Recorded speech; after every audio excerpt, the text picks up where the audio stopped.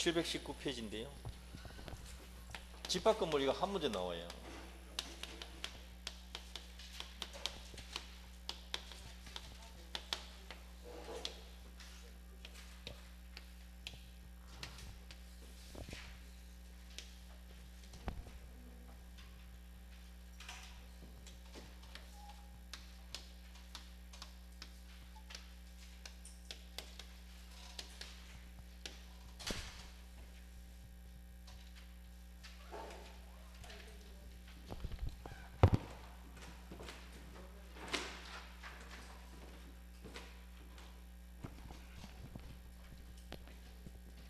집합 건물에서 이거를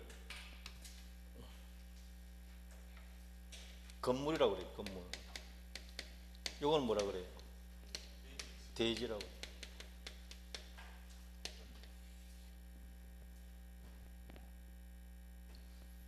건물에는 두 가지가 있어요.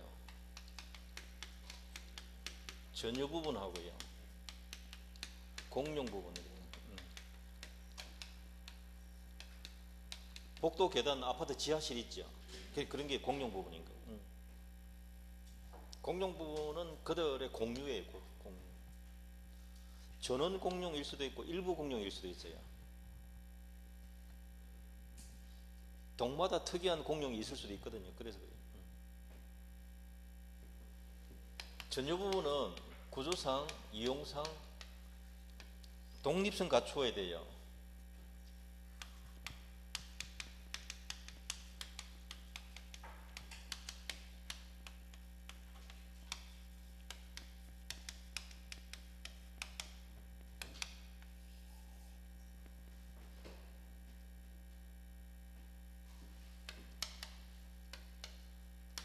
복도, 계단, 아파트 지하실, 지하 주차장 이런 것들인데요.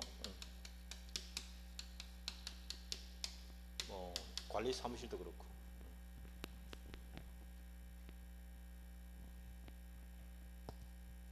이 부분은 등기 대상인데 이건 등기합니까 안 합니까? 등기 안 합니다. 그러나 회의실로 하나 사들인 아파트 있으면 규약상 공용 부분이라는 말을 쓰거든요. 규약상 공용 부분은 표제부에 공용 부분 취지 등기를 해야 돼요. 요거는 등기합니다. 요건 원래 등기 안 하고요. 이거를 구조상 공용 부분이라고 그래요. 구조상 공용 부분. 이건 등기 안 해요. 이건 등기하고요. 이 대지를 사용할 수 있는 권리를 대지 사용권이라고 그래요. 대지 사용권 중에서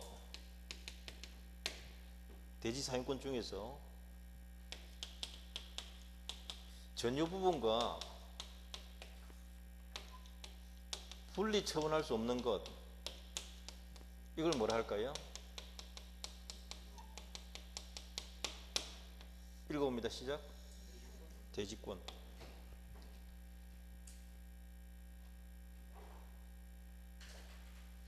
규약상 대지가 있는데요. 이걸 이제 법정대지,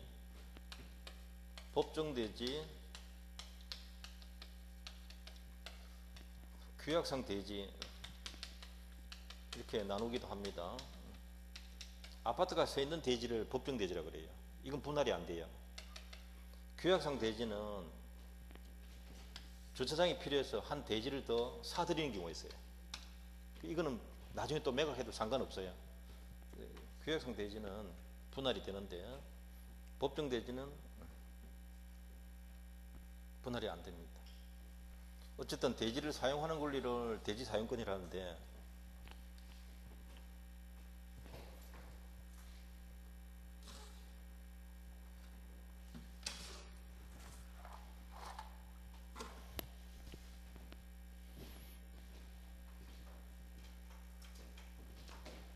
자, 여기 801호가 있죠.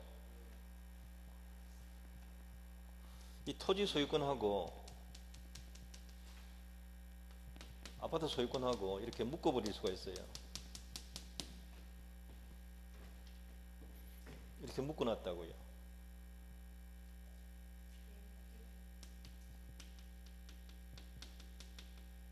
묶어놨다. 이해되나요?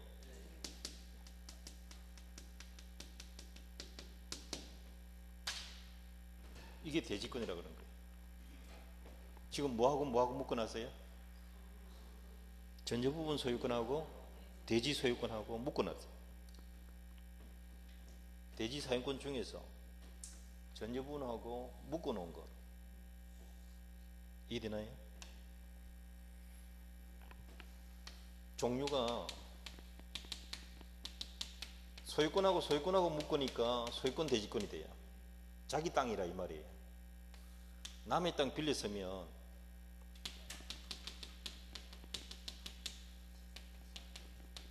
지상권 대지권, 전세권 대지권, 임차권 대지권, 이 세 가지가 있어요. 이건 자기들 땅입니까? 남의 땅입니까? 이제 안 봐도 알겠죠? 이건 자기들 땅이에요. 지분이 있어요. 그걸 대지권 비율이라고 그래요. 대지권 비율, 지분. 토지에 지분이 있다고.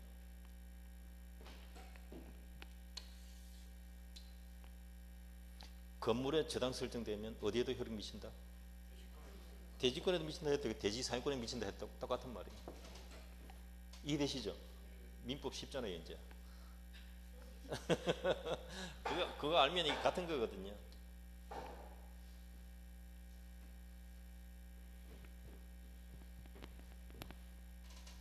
이 분리 처분할 수 없다. 이것을 등기하지 않으면 선의 제3자에게 대항 못해요.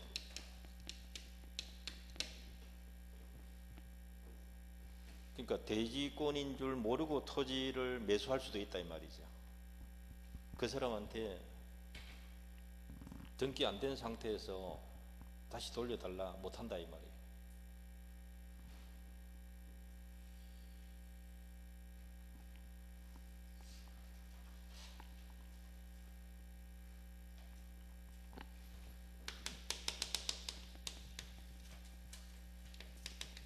공용 부분의 지분은 전유 부분 처분에 따른다. 그래서 아파트 이전 등기하면 복도에 대한 지분도 함께 따라간다 이 말이에요. 이해되나요? 공용 부분은 분리 처분할 수 있다 없다? 안 됩니다 이게. 그러니까 공용 부분만 시효취득 됩니까 안 됩니까? 안 되는 거죠 이게. 안 되도록 되어 있으니까. 분리하면 안 되도록 되어 있으니까. 규약으로도 당사자들 간의 합의로도 분리된다 안 된다? 안 됩니다.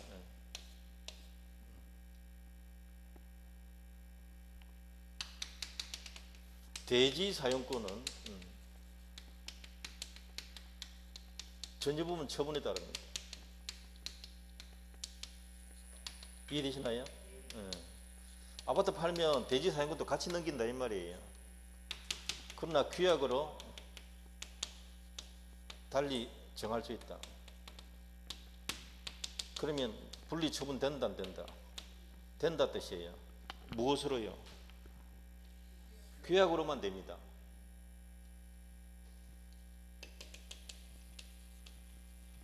법원의 강제 경매 절차에 의해서도 분리된다 안 된다? 규약으로만 됩니다.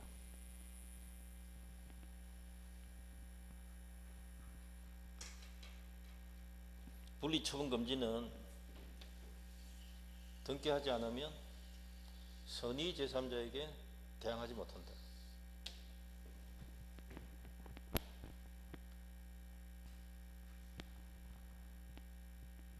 이 부분은 집합 건물을 할 때 이 정도는 알아야 돼요. 이 나중에 등기할 때 그대로 연결 다 돼요. 등기법에 2차 과목.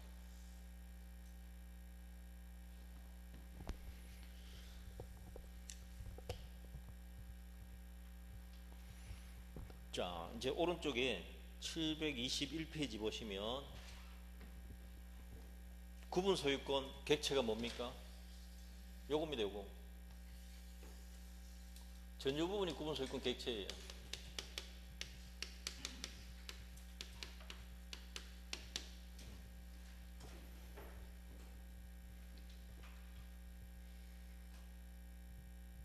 그 다음 대지 사용권 4번 보시면 되고요.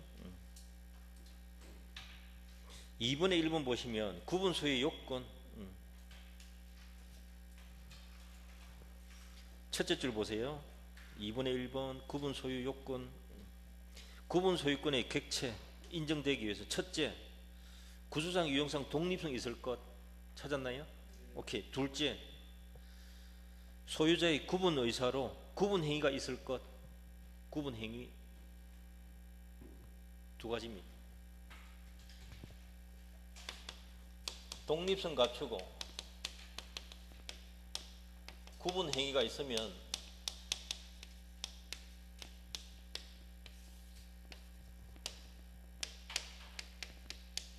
집합건물 대장에 등록해야 될까요? 건축물 등기부에 등기해야 될까요?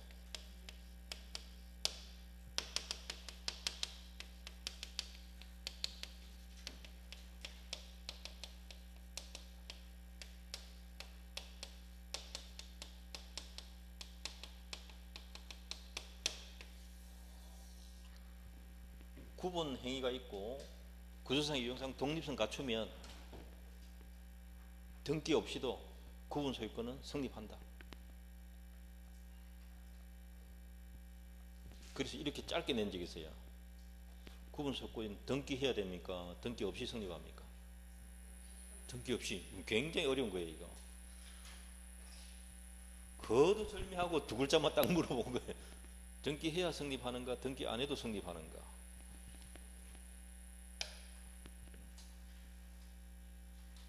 민법은 짧게 내면 짧게 낼수록 어렵습니다.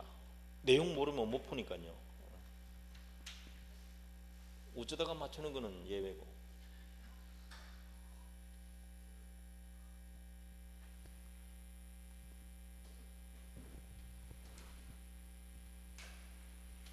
독립성 안 갖추면 구분 소유권 안 되고요. 예.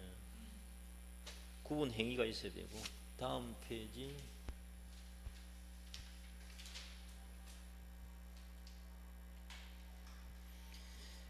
그 갈로 3번 한번 볼게요. 소유자가 기존 건물에 증축을 했는데 그 부분이 독립성을 갖추었다는 사유만으로 구분 소유권 성립하는가? 이거는 물리적 독립성 갖춘 거죠. 그래서 그 다음 문장 보시면 소유자의 구분 행위가 있어야 비로소 구분 소유권이 성립한다. 되시나요? 두 가지 문장을 딱 볼 때 요 두 가지를 딱 생각해야 된다 이 말이에요. 요것만 갖추어 가지고는 아직 아니다. 요거까지 있어야 된다 이 말이거든요. 3번 제목 보세요. 건축물 대장에 등록 없이 구분 소유권 성립한다. 찾았나요? 지금 사각형 해놨잖아요. 사각형의 그 넷째 줄에 보시면 등기부에 구분 건물로 등기부에 등기되어 있지 않아도 구분 소유가 성립한다. 찾았나요? 요거 판례 그대로 2013년 판례잖아요. 그거 보시면 이 사각형 통째로 2013년 판례.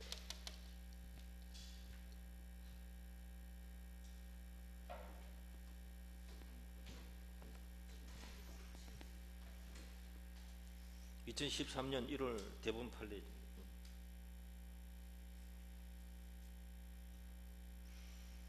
과거에는 2번에 1번 보면 등록한 때다 이렇게 했는데 등록 안 해도 됩니다. 이제 바뀐 거죠.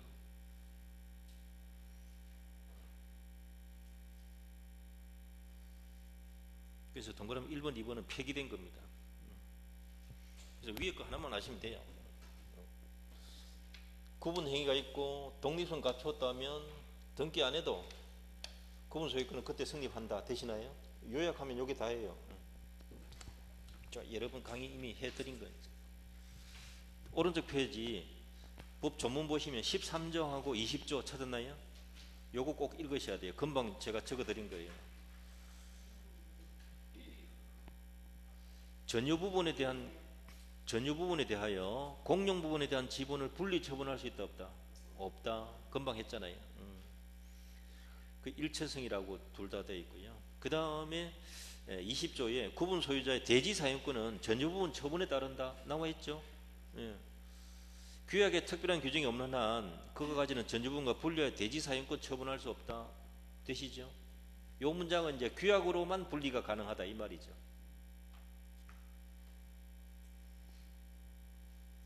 자, 그 밑에 11조 조문 보시면 공용 부분은 사용을 어떻게 합니까? 지분 비율로 하죠. 11조 법 조문 틀렸습니다. 한 사람 낚였어요. 또 공용 부분 사용은 어떻게 하냐고요? 지분 비율에 따른다? 아니잖아요. 다수 그것도 틀렸어요. 용도에 따라 사용해요. 그걸 한 3번 정도 시험 낸 거예요. 민법의 공유에 있어서는 지분 비율에 따른다 되어 있단 말이에요. 그런데 집합 건물에서는 사용은 용도에 따릅니다. 수익은 지분 비율에 따르고요. 13조 사망에 보면 그 13조 요 1, 2, 3항 꼭 보셔야 되고요. 사망에 보시면 공용 부분 등기는 요하지 않는다 이렇게 보시면 되고요. 다음 페이지 넘어갑니다. 종료에 보면 1번 구조상 공용 부분은 등기 안 한다고 되어 있죠. 그 다음 2번 보십시오. 규약상 공용 부분은 등기해야 됩니다. 그게 2번 보시면 돼요. 그것도 둘째 줄 2번에 2번 둘째 줄 규약상 공용 부분은 공용 부분이라는 취지를 표제부에 등기한다. 이게 이제 등기법에서 시험에 한 2번 나왔는데 이때는 갑구, 을구도 없습니다.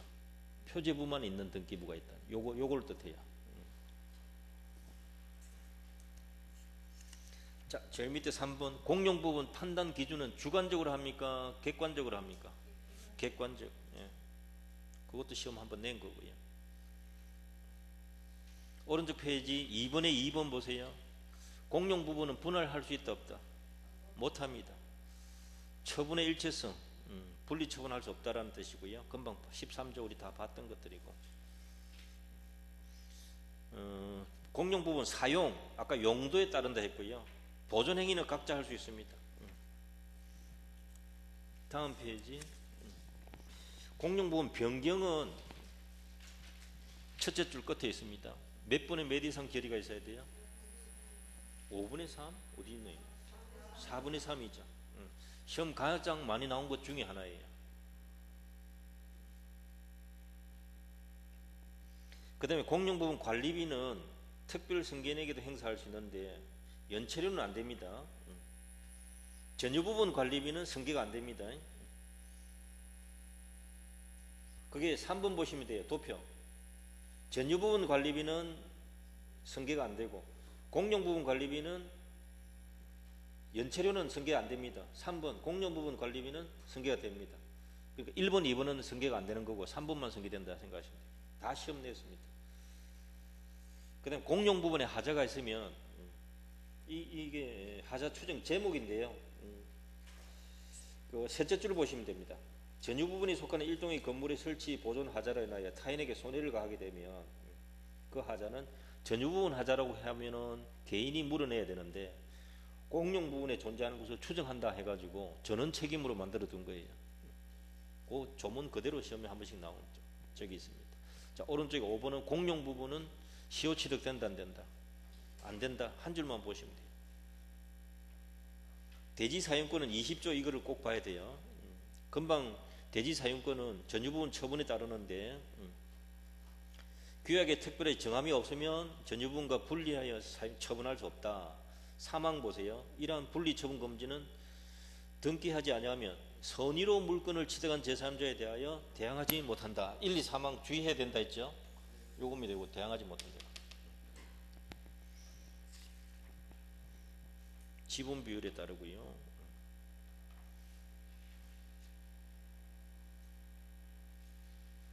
분할 청구가 금지되고 법정대지. 오른쪽 한 페이지 넘겨 보십시오. 책에서 읽을 만한 부분은 2번에 2번을 꼭 읽어야 돼요. 전유 부분과 대지 사용권 일체성 찾았나요? 이 부분을 꼭 읽으시기 바랍니다. 1번은 분리 처분할 수 없다는 뜻이고 2번은 가운데 보시면 전유 부분에 설정된 저당권 효력은 어디에도 미친다. 종된 권리인 대지 사용권에도 미친다. 전유 부분에 대한 압류 효력도 대지 사용권에 미친다. 이렇게 보시면 되죠. 규약에 따로 규정이 없을 때는 당연히 미칩니다. 있으면 별개고요.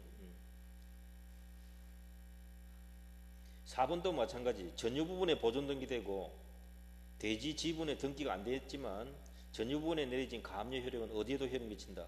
대지 사용권. 이 전부 시험 다 나온 거예요.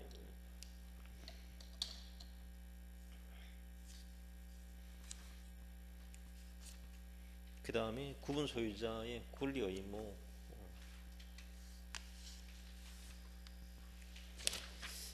그 정도. 나중에 한 페이지 넘겨보시면 732페이지 관리단이 있어요. 관리단. 관리단은 초기에 시험을 많이 냈는데요. 23조 1항 봅니다. 건물에 대하여 구분 소유 관계가 성립되면 구분 소유자 전원을 구성으로, 누구를 구성원으로? 전원을 구성원으로 건물과 대지, 부속시설 관리에 관한 사업의 시행을 목적으로 한 관리단이 설립된다. 이걸 법률상 당연히 성립한다. 이렇게 하시면 돼요. 사람이 모여서 관리단 만들자 설립행위 해야만 되는가? 그럴 필요 없다. 법률상 당연히 관리단이 성립한다. 이 뜻입니다. 2항은 일부 공용 부분이 있을 때 일부 구분 소유자끼리 관리단 해도 된다는 거고 그 부분에 대해서만. 관리단은 선량한 관리자의 주요 의무를 가지고 권리 행사해야 된다. 27조 관리단이 그 재산으로 채무를 전부 변제할 수 없으면 구분 소유자는 지분 비율에 따라 관리단 채무를 변제할 책임이 있다. 관리단 채무가 있을 수 있는데요. 그 부분이 다 변제를 못할 상태가 된다면 구분 소유자들도 책임져야 된다. 이 말이거든요. 지분 비율에 따릅니다. 연대 책임이라고 시험에 한번 나온 적이 있어요. 연대 책임 아니고 자기 지분 비율 상당 책임.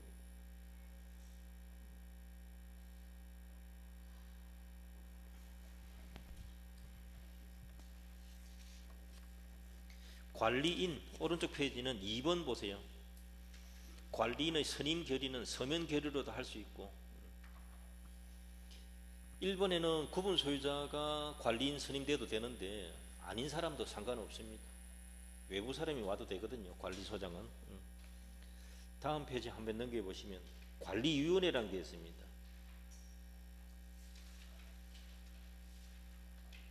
관리위원회가 신설된 것인데요. 26조 1항 끝에 보면 관리단에는 관리위원회를 둔다 했습니까? 둘 수 있다 했습니다. 그러니까 상설 기구가 아니고요. 필요하면 둘 수 있다. 그게 포인트입니다. 시험에 나온 건 바로 밑에 26조의 3에 보시면 관리위원회 위원은 점유자가 선출될 수 있는 겁니까? 구분 소유자 중에서 선출합니까? 임차인은 안 됩니다. 그러니까 소유자들끼리만 되는 겁니다. 소유자 중에서 선임되는 겁니다. 그게 시험에 한번 나왔고요. 자, 그 다음에 규약인데 규약은 개모임하면 규칙 만들듯이 집합 건물의 내부 법이에요. 그래서 이것은 2번을 주목하세요. 2번에 1번. 규약의 설정 변경 폐지는 몇 분의 몇 이상 결의가 있으면 된다. 4분의 3. 그게 시험 굉장히 많이 나왔던 겁니다. 그 다음 제일 밑에 집회 소집 통지할 수 있는데 2분의 1번 보시면 언제까지 통지해야 됩니까? 일주일 전까지. 그것도 여러 번 출제를 했고요. 그 다음 오른쪽 페이지 3번 보세요. 동그라미 3번 위에서 셋째 줄. 전원 동의하면은 소집 절차 거칠 필요 있다 없다? 필요 없다. 서면 결의로 해도 되고요. 의결권 통지한 것만 의결할 수 있습니다. 다만 2번 전원이 동의하면 통지 안 한 부분도 결의할 수도 있다. 결의 방법도 시험에 한번 나오는데 서면 결의해도 되고요. 대리인 통해서 해도 됩니다. 서면 결의할 때는 집회 소집할 필요도 없다. 그 부분도 시험 한번 냈고요. 자, 그 밑에 정족수인데 도표 보시면 돼요. 임시관리단 집회 소집 요구할 때는 구분 소유자 5분의 1 이상이 요구할 수 있어요. 그 다음에 공용 부분 변경, 규약의 설정 변경, 구분 소유권 사용 금지, 요거는 전부 몇 분의 몇 이상? 4분의 3 이상. 그게 시험에 많이 나왔던 자리고요. 서면 결의하고 재건축 결의는 5분의 4 이상이라 해야 돼요. 전원 동의가 있으면 소집 절차 생략할 수 있고요. 재건축은 어디를 보시는가 하면 각 건물마다 5분의 4거든요. 그 단지 전체 5분의 4가 아니고 각 동마다 건물마다 5분의 4예요. 이런 판례도 있습니다. 아파트 입구에 상가 건물 있잖아요. 그게 한 사람 소유인 거예요. 임차인은 많은데 상가동 한 동 전체가 한 사람 소유인 거예요. 재건축할 때 이 사람 동의 받아야 됩니까? 안 받아요? 이 사람 동의를 못 받았던 거예요. 그러니까 상가 건물만 빼고 할 수밖에 없는 거죠. 그런 사례가 있습니다. 이 사람 왜 동의 안 했을까요? 지가 뜯고 지가 지으면 되거든. 지 건데. 그 생각한 거야. 자, 오른쪽에 갈로 4번 요거 시험 한번 내었었습니다. 서면 결의할 때는 집회 소집 통지할 필요가 없다. 그 부분. 그 밑에 재건축 결의 효과인데요. 48조 보세요. 재건축 결의가 있으면 집회 소집한 자는 지체 없이 찬성하지 아니한 구분 소유자와 그 선계인에게 재건축에 참가할 것인지 여부를 서면으로 촉구, 최고해야 됩니다. 찬성 안 한 사람들에게 참가할 거냐 말 거냐 최고를 해야 되고요. 2항에 촉구받은 구분 소유자는 그 받은 날로부터 다시 2개월 이내에 해답해야 돼요. yes 아니면 no. 문제는 답변하면 상관없는데 답변이 없을 때 어떻게 될 거냐 이 말이에요. 그게 3항인데요. 기간 내에 회답하지 아니하면 재건축에 참가하겠답니까? 안 하겠답니까? 그걸 시험에 한두 번씩 낸 적이 있어요. 그러면 시가에 따라 팔고 나가시오 합니다. 그게 시가에 따른 매도 청구예요. 예, 최고장 보냈는데 답변 안 하면 자기는 안 하겠다는 뜻이에요. 그러면 이 아파트 지금 시가대로 팔고 나가시오 할 수 있습니다. 그게 없으면 뭐를 요구하겠습니까? 알박이 요구할 수 있다. 10배 내놔라 이렇게 할 수 있다. 그런 걸 막기 위해서 뭔지 알겠죠? 현 시세에 줄 테니까 나가라 이 말이죠. 그게 시가에 따른 매도 청구예요. 자, 거기까지 하고요. 745페이지 보세요.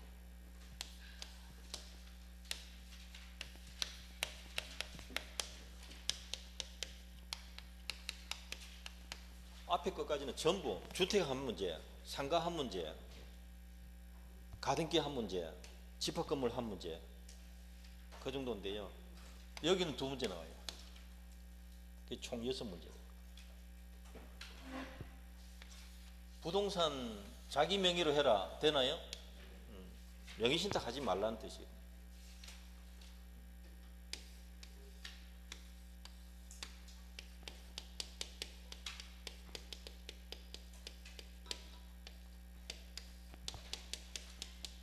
명의신탁 하지 마세요. 무효로 만들어놔. 거기에 따른 등기도 무효입니다. 되나요? 단 계약 명의신탁에서 매도인이 선이면 등기는 유효입니다. 무효 이것을 가지고 1항 2항 무효를 가지고 제3자에게 계약 못한다 되시나요? 이거 꼭 외우셔야 돼요. 이건 외우셔야 돼요. 이 정도는 외우셔야 돼요. 그래야 풀 수가 있어요. 이해를 할 수 있고. 명의신탁 약정 무효, 등기 무효, 제3자에게 대항하지 못한다. 그냥 요거라도 기억하세요. 왜냐하면 워낙 탈세를 많이 하거든. 그러니까 하지 말라 막아나는 거라고요.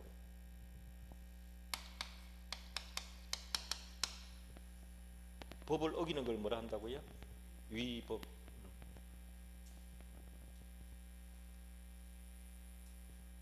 주로 우리나라 사람들이 명의신탁 하는 걸 가만히 보니까 탈세 목적이더라 이 말이죠.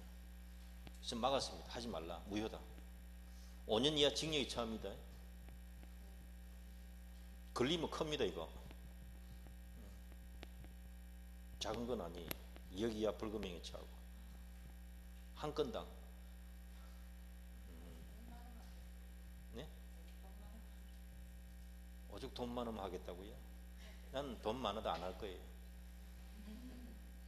명의신탁 안 할 거예요. 이 돈 많고 안 많고 상관없어요. 탈세하지 말라고 막아야 되는 거죠. 탈세를 막는 거예요, 쉽게 말하면. 예외가 있습니다. 이건 원칙이고요. 원칙 무효고 이해되나요 지금? 예외가 있다. 탈세 목적 없으면은 유효로 해줄게. 이해되나요? 탈세 목적 없으면 유효로 해줄게. 이게 반드시 들어가야 됩니다. 여기는 탈세 목적이 있다고 전제하고 만든 법이고요. 탈세 목적이 없다면 이 말이 단어가 문장이 딱 들어가야 돼요. 그 다음에 부부간의 명의신탁 유효다. 이때 부부는 사실혼 빼고 혼인신고 한 사람 법률혼. 결혼식 올려야 되나요? 결혼식은 요건 아니에요. 그건 놀이에요, 놀이. 법률적으로 아무 관계 없는 거다, 식은. 혼인신고를 해야 돼요. 그 다음에 종중부동산 종손에게 명의신탁하는 거 그거 괜찮아. 세금만 내면 돼. 이런 뜻이고요. 종교단체 명의로 해두는 거 그것도 괜찮아. 세금만 내면 돼. 이 뜻이. 탈세 목적이 없어야 됩니다. 원칙에서 제외되는 것이.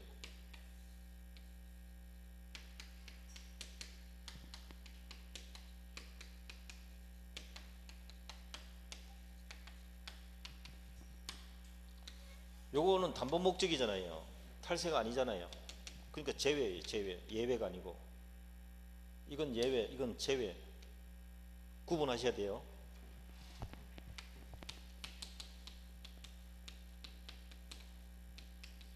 사고명의신탁을 다른 말로 뭐라 그래요?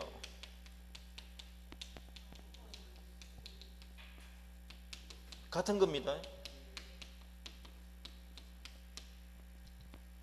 같은 뜻이니까 단어를 외우셔야 돼요. 신탁법상 신탁. 이건 무효인 명의신탁이 아니거든요. 처음부터 다 유효한 거예요. 이거는 여기 안 들어가는 것들이란 말이에요. 제외란 말이에요. 크게 이해되나요? 물을 게 여기밖에 없어요. 그 다음 주로 여기를 묻는 거예요. 이게.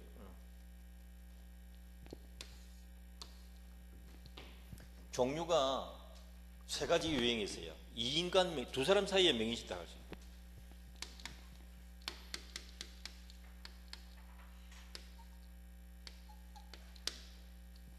뭐 손자도 되는데요.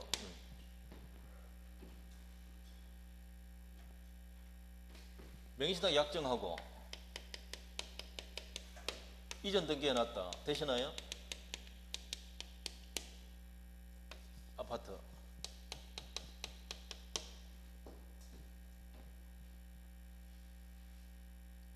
이렇게 사례를 들면 연세 많으신 아저씨들은 자식한테 넘겨놓는데 뭐 때문에 또 무효입니까? 이렇게 말합니다.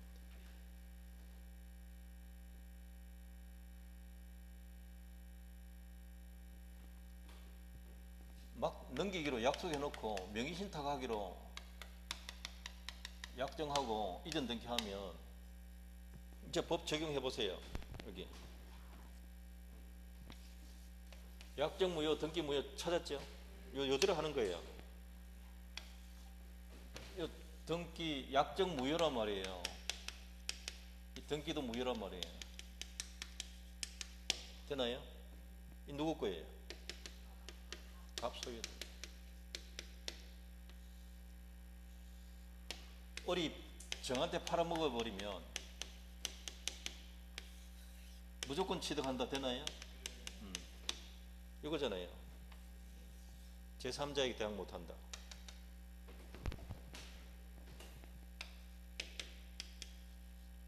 어른 횡령죄에 해당합니다. 아버지 재산 팔아먹었잖아요. 횡령이라고요.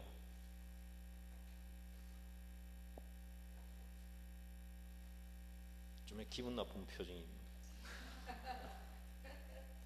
제가 아버지가 팔아먹는 거 당연한 거 아닙니까? 이렇게 말할 수 있잖아. 법적으로는 횡령입니다.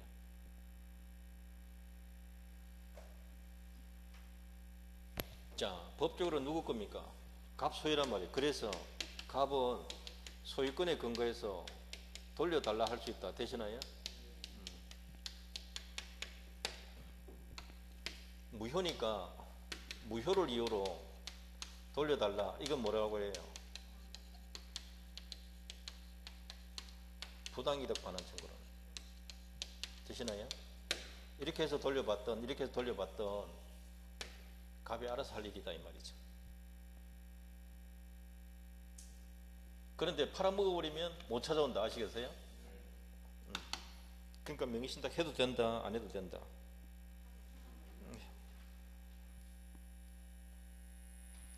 했을 때 못 찾아올 수 있으니까 알아서 하라 이 말이에요. 처벌도 받습니다. 이렇게 만들어 놓은 거라. 처벌도 받습니다. 등기에 공신력이 있어서 취득하는 거죠? 아닙니다. 공신력하고 관계없어요. 그것이 없는 거라고요. 그냥 이 사람 요 조항 때문에 보호되는 거예요. 하지 말라고 이렇게 해놓은 거라고요. 법을. 언제 법을 시행했어요?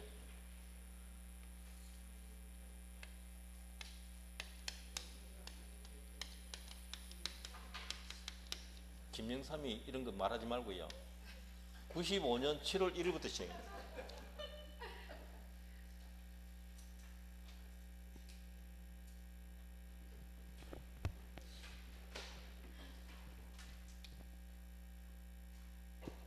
요게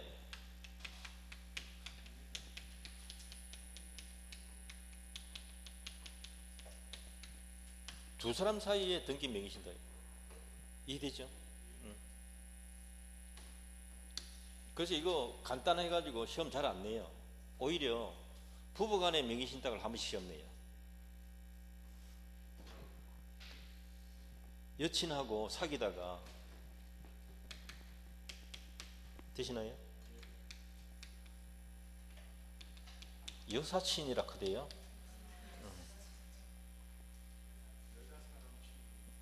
이렇게 등기해놨단 말이죠. 되시나요?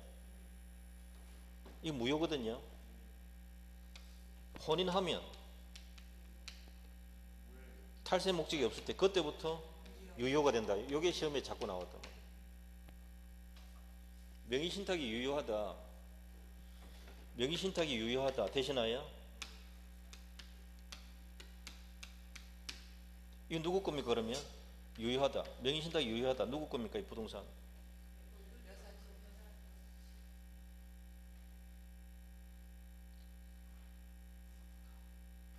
갑 겁니다.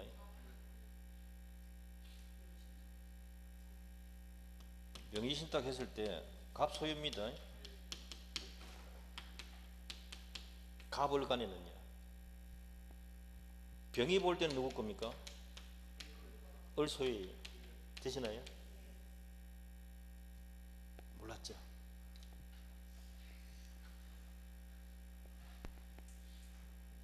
여친이 혼인하고 난 뒤에 팔아먹었다.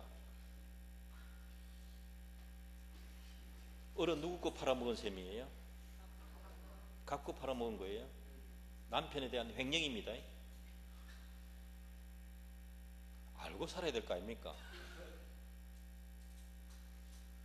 병은 누구 거 산 거예요? 그렇지. 을거 샀습니다. 병은 취득한다 못한다? 취득합니다. 갑은 병한테 돌려달라 할 수 있다 없다? 못합니다. 오케이. 그게 시험 문제란 말이죠. 명의신탁이 유효할 때는 당사자 간에 누구 거다?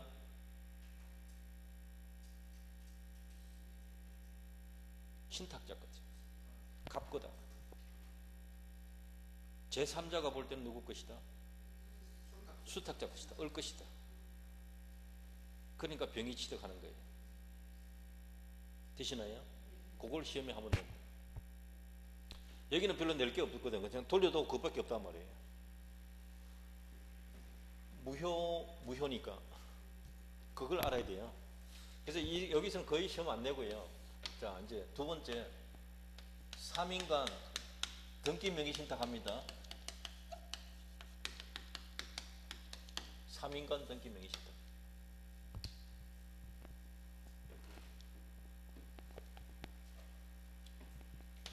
이거 유명한 사례가 있어요.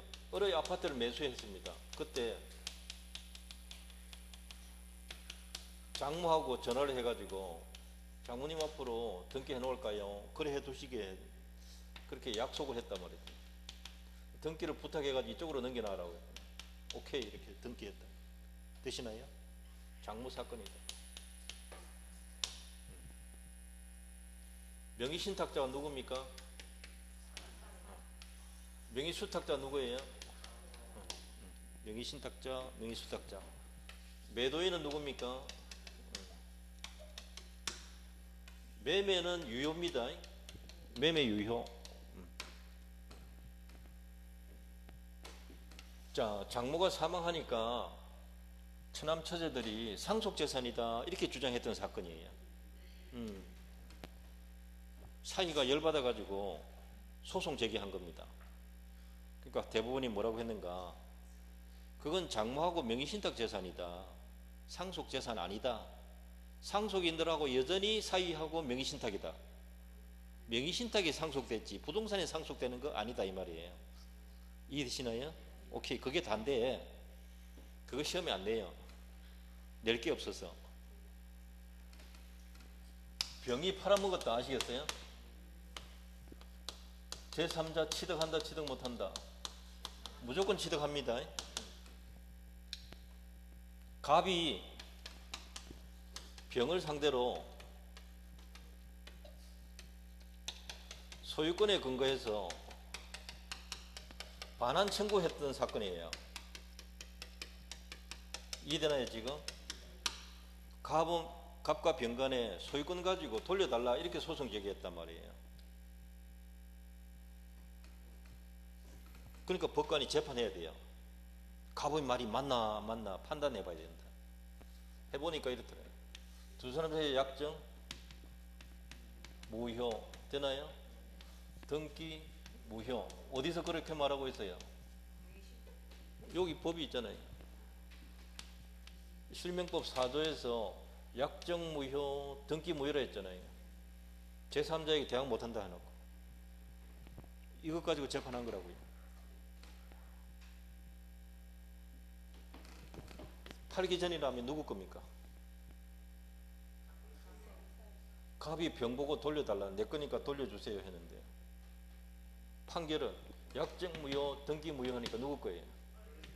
을 소유예요. 그러니까 패소 판결 같은. 니한테 소유권이 어디 있노 이렇게 됩니다. 갑 소유입니까 아닙니까? 아니니까 진 거죠. 간단해요. 재판 그렇게 해요. 니 거 아니네 한 거라고.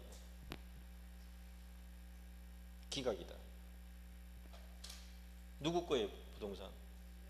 을 소유예요. 이건 놓치면 안 돼요.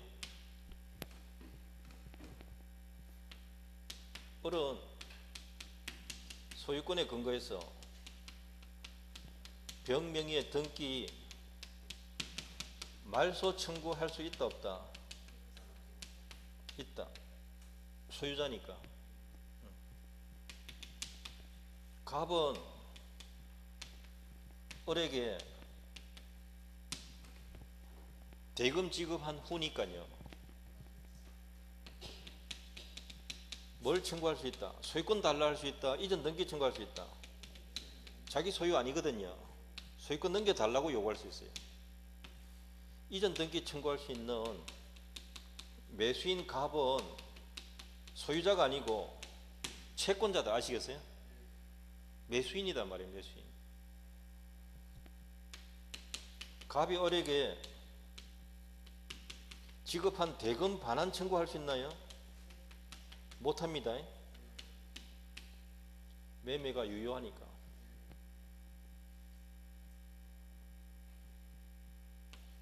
그래서 갑은 을을 대위해서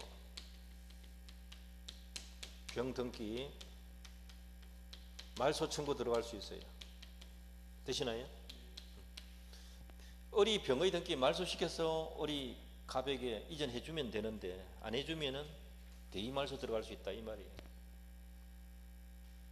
갑은 소유자입니까? 채권자입니까? 오케이. 그거 인식하는 게 시간이 걸린다. 이 부동산 소유권은 누구한테 있습니까? 을에게 있다. 자, 을 소유 부동산인데 병이 정에게 처분했잖아요.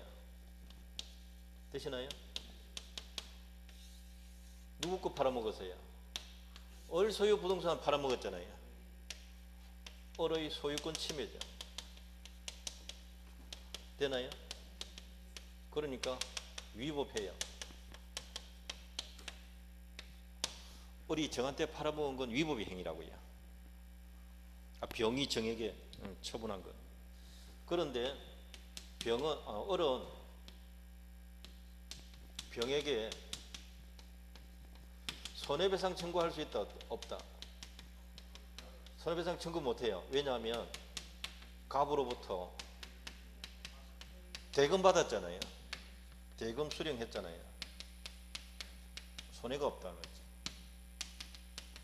손해가 없으니까 손해배상 청구를 못하는 겁니다. 되시나요?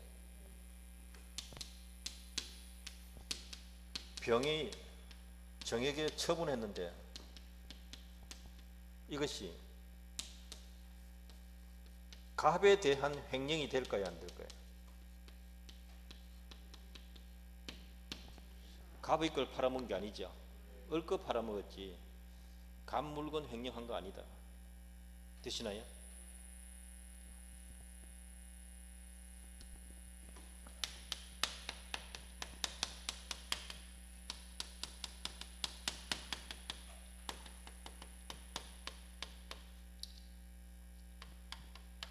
병이 등기를 갑에게 주면 실체관계 부합하기 때문에 유효하다. 을로 와서 갑에게 오는 거 생략하고 바로 온 거잖아요.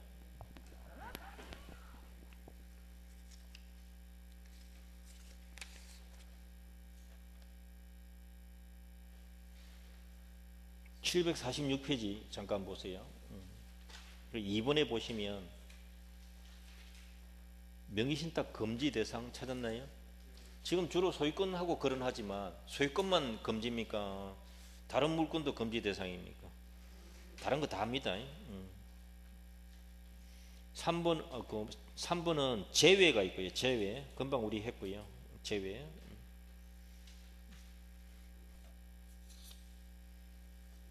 오른쪽에 이제 상호명의 신탁이 쭉 적어놨네요. 참고해도 괜찮습니다. 한 페이지 넘겨보시면 4번 종중, 배우자, 종교단체에 대한 특례라고 되어 있죠. 특례는 예외입니다. 예외. 748페이지.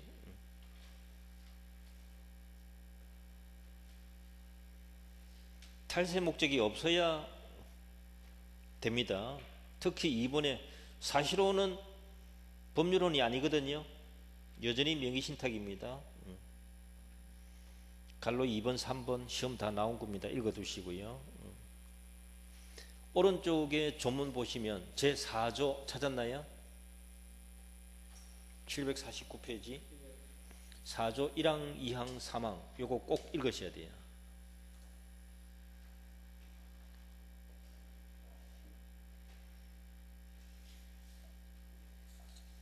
2인간 명의신탁 크게 뭐 어려운 건 없고요. 한 페이지 넘겨보시면 750페이지 2번 사각형 2번 중간 생략형 요게 바로 3인간 명의신탁이에요. 금방 한 거예요 지금. 자, 그 밑에 보십시오. 1번 매매계약은 뭐라고 해놨습니까? 중간 생략형 750페이지 요거잖아요.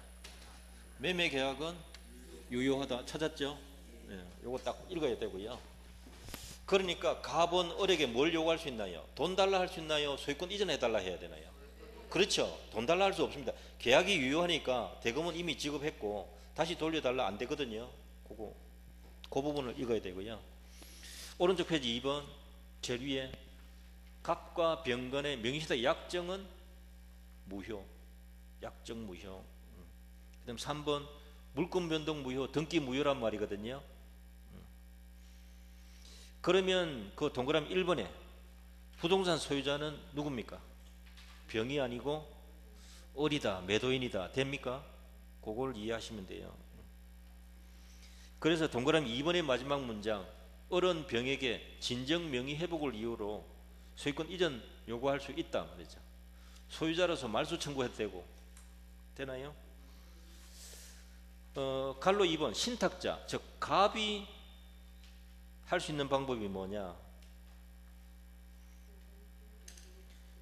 소유권 회복이라는 단어 쓰면 안 되거든요. 이게 신탁자 동그라미 1번 보면 되는데 신탁자는 갑은 매도인 을을 대위하여 수탁자 등기 말소를 청구할 수 있다. 그거 하시면 돼요.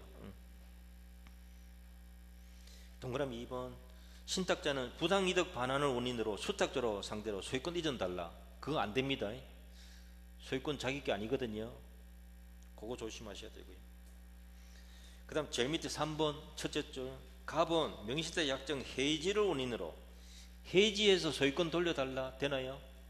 안 됩니다. 무효니까 해지 자체가 안 됩니다. 자기 게 아니기 때문에 소유권 이전 청구 자체도 안 되고요. 둘 다 안 되는 겁니다. 해지도 안 되고 이전도 안 되는 겁니다. 그것들 조심하시기 바랍니다. 자, 다음 페이지 제일 위에 동그라미 4번 수탁자 병이 자발적으로 신탁자 갑에게 이전 등기하면 유효다. 되나요? 오케이. 752페이지 제일 위에 4번입니다. 유효다. 자, 일단 거기까지 하고요. 조금 있다가 계약명의 신탁 2개만 하면 됩니다.